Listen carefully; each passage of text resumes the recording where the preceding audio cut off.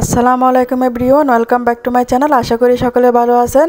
আজকে আমি তৈরি করেছি খুব সহজে পাস্তা রেসিপি। তো যারা পাস্তা খেতে পছন্দ করেন কিন্তু এটা তৈরি করতে পারেন না, তাদের জন্য আমি একদম ঘরোয়া এবং সহজভাবে পাস্তাটা তৈরি করেছি। তো কী করে আমি এই পাস্তার রেসিপি তৈরি করেছি সেটা জানতে হলে ভিডিওটি না টেনে পুরোটি দেখতে হবে। তো একটি লাইক দিয়ে ভিডিওটি শুরু করা যাক। পাস্তা তৈরির জন্য এখানে আমি প্রথমে অর্ধেকটা গাজর কেটে নিয়েছিলাম কুচি করে। গাজরটাকে আমি 5 মিনিটের মধ্যে সিদ্ধ করে নিয়েছি। হাফ সিদ্ধ হয়ে গেলে এখানে আমি নিয়ে নিয়েছি 1 প্যাকেট পাস্তা। আপনারা যে কোনো ধরনের পাস্তা নিতে পারেন। এখানে হাফ সিদ্ধ গাজরের মধ্যে আমি পাস্তাটা দিয়ে দিয়েছি। এখানে আমি লবণ দিয়ে দিয়েছি 1 টেবিল চামচ।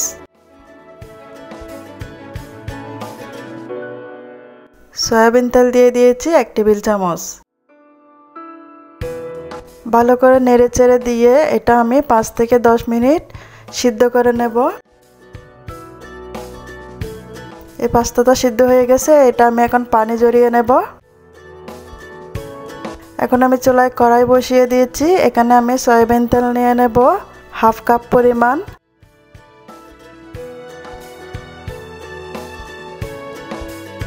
তেলটা গরম হয়ে গেলে এখানে আমি কয়েকটা রসুনের কোয়া দিয়ে দিয়েছি, পেঁয়াজ কুচি দিয়ে দিয়েছি, কাঁচামরিচ দিয়ে দিয়েছি। এখানে আমি দিয়ে দিয়েছি টমেটো কুচি।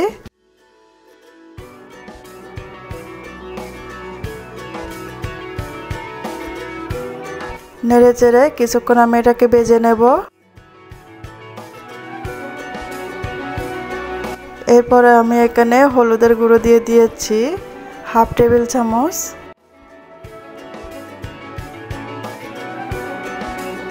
পাস্তার সাথে নুডলসের মশলা ছিল, আমি সেই মশলাতে দিয়ে দিয়েছি। আপনাদের পাস্তায় যদি নুডলসের মশলা না থাকে তাহলে আপনারা ম্যাগি মশলা দিতে পারেন।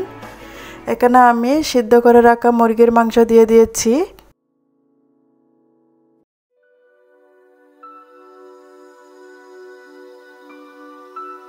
এখানে আমি পানি দিয়ে দিয়েছি হাফ কাপ পরিমাণ, লবণ দিয়ে দিয়েছি হাফ টেবিল চামচ পরিমাণ। কিছুক্ষণ এটাকে আমি ছোটো আঁচে রেখে দিয়েছি। ছোটো আঁচে রেখে এটা যখন বলক উঠে গেছে তখন আমি সিদ্ধ করে রাখা পাস্তা আর গাজরগুলো দিয়ে দিয়েছি। মশলার সাথে ভালো করে নেড়ে চেড়ে নিয়েছি আমি।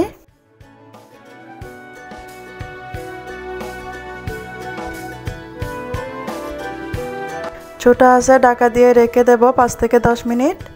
5 থেকে 10 মিনিট পর এটাকে আমি নেড়ে চেড়ে দিয়ে চুলাটাকে নামিয়ে নেব। আপনারা চাইলে এই পর্যায়ে টমেটো সস দিয়ে মিশিয়ে নিতে পারেন। তো তৈরি হয়ে গেছে আমার একদম সহজ ঘরোয়া উপায়ে পাস্তা তৈরি।